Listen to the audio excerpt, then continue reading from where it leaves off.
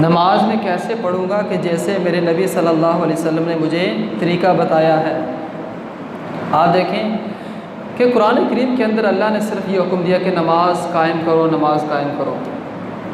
किसी जगह ये नहीं फरमाया नमाज पढ़ो। पूरा कुरान आप खोल के देख लें, किसी जगह ये नहीं कि नमाज पढ़ो। हर जगह पर है कि अकीमुस्सलात व आतुज़्ज़कात, नमाज कायम करो और ज़कात अदा करो। अब कायम करना और पढ़ना, इन दोनों में आया कोई फ़र्क है? ये दोनों एक ही चीज़ है। तो याद रखिए, कायम करना और पढ़ना, इन दोनों में फ़र्क है। पढ़ना ये है कि जब आपको टाइम मिले आपने पढ़ ली नमाज, ठीक है। आपने कोई जमात का एहतमाम नहीं किया, जब आपको टाइम मिला आपने नमाज़ पढ़ ली। अपनी दुकान से, कारोबार से, काम से उठे, नमाज का वक़्त गुज़र रहा था, आपने कहा वही 5 मिनट रह गए, चले जल्दी से नमाज़ पढ़ लें, आपने नमाज़ पढ़ ली। कायम करने का मकसद ये है कि जब नमाज का वक्त हो जाए, जब मुअज़्ज़िन ने कह दिया हय्या अलस सलाह, आओ नमाज की तरफ, हय्या अलल फलाह, आओ कामयाबी की तरफ, तो मुअज़्ज़िन का जो ऐलान है जो दिन में 5 मरतबा होता है कि आओ नमाज की तरफ, आओ कामयाबी की तरफ, तो पहले नमाज के लिए बुलाकर वो आगे दूसरी बात कहता है कि इसी नमाज के अंदर ही कामयाबी है। 2 कामयाबियां हैं, एक दुनिया की और एक आखिरत की। दुनिया की कामयाबी हर आदमी समझता है कि मेरा अच्छा कारोबार हो तो मैं कामयाब हो जाऊंगा, मेरा अच्छा बिज़नेस होना चाहिए, इसको दुनिया की कामयाबी कहा जाता है।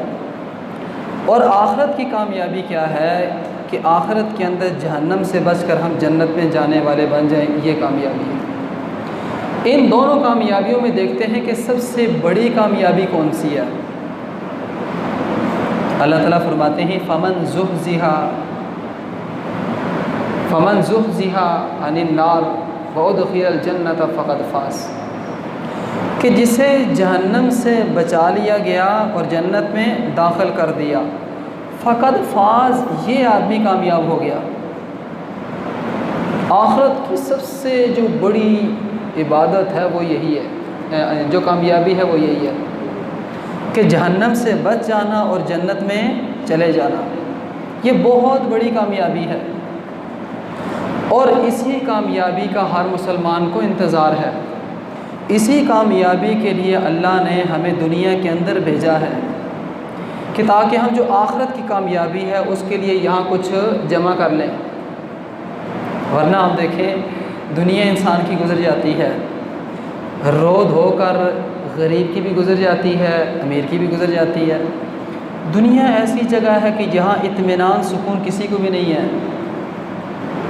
बड़े से बड़ा जो बिज़नेसमैन है उसको भी सुकून नहीं है, और जो एक रेहड़ी वाला है उसे भी सुकून नहीं है।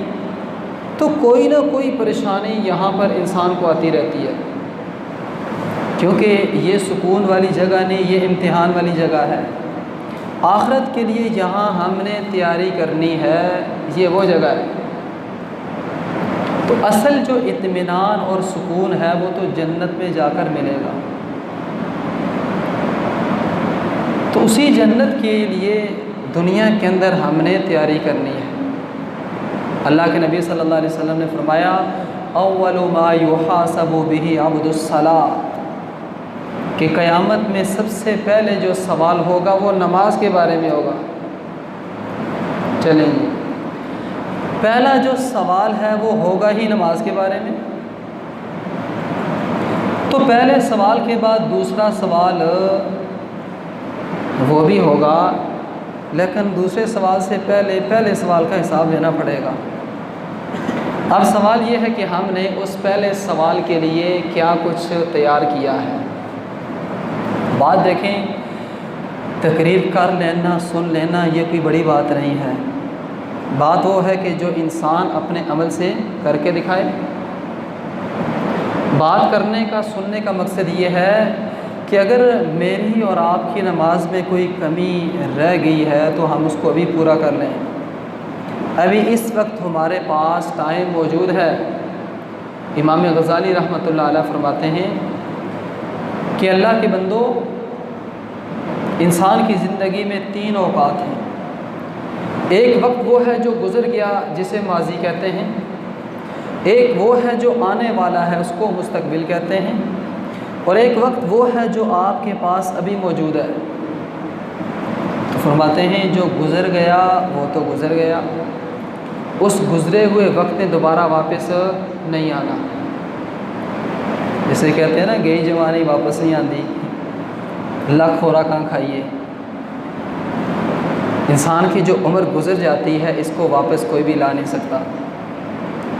ऐसे ही वो जो वक्त गुज़र गया वो अच्छाई में गुज़रा, किस तरह गुज़रा, वो गुज़र गया, अब उस वक्त में दोबारा लौट कर नहीं आना। एक वो है कि जो आने वाला है, भाई उसका पता नहीं आए या ना आए, जिसके मुताल्लिक़ अल्लाह फरमाते हैं वमाज़ा तकसिबु गदा, इंसान कल क्या करेगा किसी को पता नहीं है। आप देखें ना, एक आदमी की कल की जो एक रूटीन बनी होती है या एक प्लान इंसान डिज़ाइन करता है, तो वो कल उसकी जो सारी प्लानिंग है, तो बाज़ औक़ात क्या होता है कि इस आदमी की मौत आ जाती है, तो वो उसका सारा जो प्लान है वो सारे का सारा ख़त्म हो गया। तो आने वाला जो दिन है वो आए या ना आए, उससे पहले मौत आ जाए ये किसी को पता नहीं है।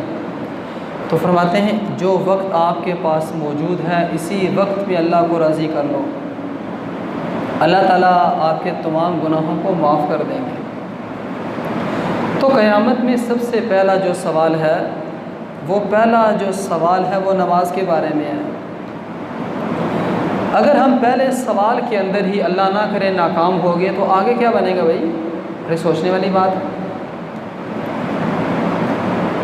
और उस पहले सवाल की तैयारी हम कितनी आज तक हमने की है? अगर उसकी तैयारी हम कर रहे हैं फिर तो अल्लाह का शुक्र करना चाहिए, और अगर तैयारी नहीं कर रहे तो फिर उसकी फ़िक्र करनी चाहिए। ऐसे ना हो कि हमारा बुलावा आ जाए और हम ये सोच रहे हो अभी मैं कल कर लूँगा। जैसे अक्सर लोग कह देते हैं हम कल से नमाज़ शुरू करेंगे, हफ्ते से नमाज़ शुरू करेंगे। एक आदमी से मैंने पूछा, मैंने कहा यार नमाज़ पढ़ने आ जाए करें, इसी महल्ले का आदमी है। तो आगे से कहने लगा कि मैं उम्रे पर जा रहा हूँ, काफ़ी पुरानी बात है, तो उम्रे से वापस आकर फिर नमाज़ शुरू करूँगा। अल्लाह की कुदरत अभी तक वो बंदा उम्रे पर नहीं गया।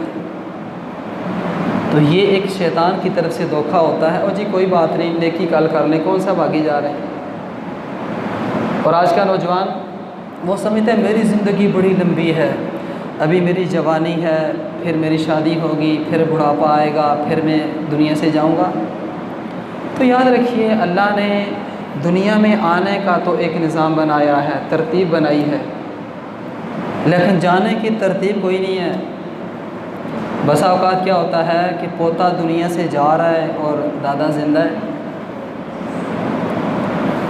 तो क़यामत में जो पहला सवाल हम सब से होना है कि अव्वलु मा युहासबु भी अब्दुस्सलाह, नमाज के बारे में, उस पहले सवाल की आज हम कितनी तैयारी कर रहे हैं।